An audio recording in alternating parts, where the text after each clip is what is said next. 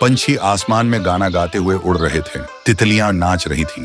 अज्जू भाई और अमित भाई खाना खाने के लिए ढाबे जा रहे थे। चलते चलते अचानक अज्जू भाई गाड़ी का ब्रेक दबाता है क्योंकि उन्हें कुछ आवाज सुनाई देती है। अरे सामने सामने, अरे भाग मत रे, हेडशॉट खा, अबे ओपी शॉट। वो दोनों गाड़ी से उतरते हैं और देखते हैं राइस्टार पेड़ के पास बैठकर अजीब हरकतें कर रहा है। दोनों उसके पास जाते हैं। तभी राइस्टार बोलता है, अबे नू बड़े, जल्दी से मेडिकेट दे। ये सुनते ही अज्जू भाई और अमित भाई हक्का बक्का रह जाते हैं। अमित भाई अज्जू भाई से बोलता है, अरे मामू, ये बिना फोन के कैसे गेम खेल रहा है? अज्जू भाई बोलता है, शायद इसका दिमाग का फ्यूज उड़ गया है गेम खेलते खेलते। फिर दोनों बोलते हैं, मेडिकेट चाहिए तो जीप में बैठ। राइस्टार ये सुनते ही खुशी से उछलने लगता है और सीधा जीप में बैठ जाता है। अज्जू भाई और अमित भाई भी गाड़ी में बैठ जाते हैं और सीधा एक मेंटल हॉस्पिटल के पास गाड़ी रोक देते हैं। अज्जू भाई डॉक्टर को सारी घटना बताता है। डॉक्टर सुनते ही समझ जाता है और बोलता है, इसके दिमाग के एक तार में जंग लग गया है, इसे साफ करना होगा। फिर डॉक्टर राइस्टार को इलेक्ट्रिक शॉक देकर ट्रीटमेंट करता है। थोड़ी देर बाद राइस्टार ठीक होता है। अज्जू भाई राइस्टार से पूछता है, तुम्हारी ये हालत कैसे हुई? राइस्टार रो पड़ता है और बोलता है, मैं गेम का इतना दीवाना हूँ कि सुबह सुबह पढ़ाई करने के बजाय मैं हर दिन बस गेम खेलना शुरू कर देता हूँ।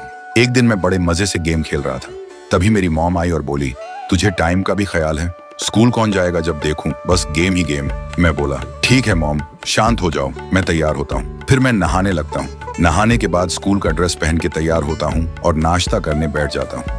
मम्मी गरम गरम खाना परोसती है, मैं मजे से खाता हूँ। खाना खाने के बाद मैं और मम्मी कार में बैठकर स्कूल के लिए निकल जाते हैं। स्कूल पहुंचते ही मम्मी बोलती हैं, अच्छे से पढ़ाई करना बेटा और गेम का सपना मत देखना। इस उम्र में लड़का लड़की का सपना देखते हैं और तू है कि गेम का सपना देखता है। मैं हाँ में हाँ मिलाता हूँ और मम्मी ताना सुना के चली जाती है। तभी मेरा एक्स आता है और बोलता है, यहाँ क्या कर रहा जाने मन, आजा क्लासरूम में।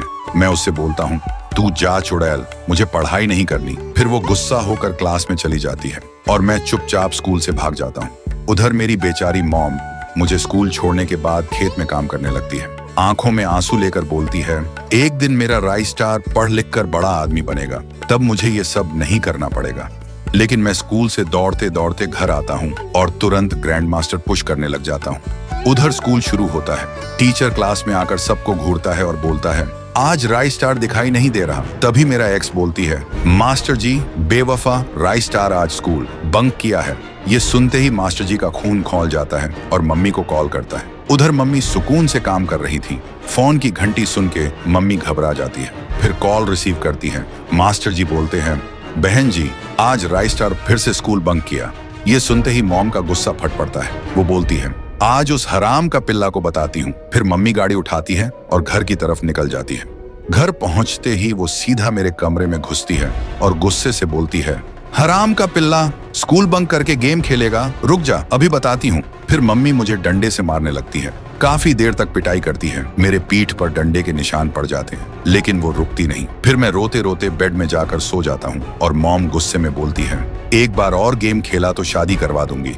लेकिन मैं डर के मारे कुछ नहीं बोला। फिर रात होती है। मम्मी घोड़ा बेचकर सो रही थी और मैं धीरे धीरे उठता हूँ और फिर से गेम खेलना शुरू कर देता हूँ।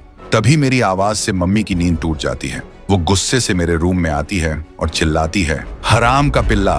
तभी मेरा गुस्सा फट पड़ता है। मैं लाल हो जाता हूँ और रूम के कोने से डंडा उठाता हूँ। फिर मम्मी के सिर पर वार करता हूँ। मम्मी धड़ाम से नीचे गिर जाती है और मैं बेशर्म की तरह हंसता रहता हूँ और मैं फिर से गेम खेलने लगता हूँ। गेम खेलते खेलते कब रात से सुबह हो गई मुझे पता ही नहीं चला। सुबह मुझे जोर से भूख लगती है। मैं नीचे जाता हूँ और बोलता हूँ, मम्मी भूख लगी है। लेकिन देखता हूँ मम्मी वहां नहीं है। मुझे कुछ समझ नहीं आता। फिर मैं खेत की तरफ निकल पड़ता हूँ। खेत में जाकर देखता हूँ मम्मी काम कर रही है। मैं बोलता हूँ, मम्मी खाना खाना है, घर चलो। लेकिन मम्मी काम करते करते हवा हो जाती है। तभी मुझे याद आता है, कल रात मैंने मम्मी को डंडे से पीट के मार डाला था। मैं डर जाता हूँ और रोते रोते गिर पड़ता हूँ और मुझे आगे कुछ याद नहीं है। ये सब सुन के अज्जू भाई और अमित भाई का होश उड़ जाता है। फिर अज्जू भाई और अमित भाई राइस्टार को घर छोड़ते हैं और बोलते हैं, राइस्टार, गेम खेलना गलत नहीं है, लेकिन जब गेम जिंदगी पर हावी हो जाए ना, तब इंसान अपने अपनों का खून भी कर बैठता है। सोच ले, तू गेम जीतेगा या अपना घर हारेगा। फिर दोनों चले जाते हैं। राइस्टार घर के अंदर जाता है और देखता है उसकी मम्मी खाना बना रही है। वो देखते ही खुशी से रोने लगता है। फिर मम्मी पीछे मुड़ती है। राइस्टार बोलता है, मम्मी आप कैसी हो? मैंने सोचा था आप अब नहीं रही। मम्मी बोलती है, मैं ठीक हूँ बेटा, जब तूने मुझे मारा था तब मैं लंगड़ा लंगड़ा के किसी तरह अपने रूम में जाकर सो गई थी। सुबह उठी तो ठीक हो गई।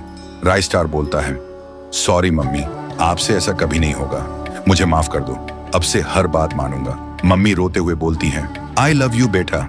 राइस्टार भी रोते हुए बोलता है, I love you too mummy.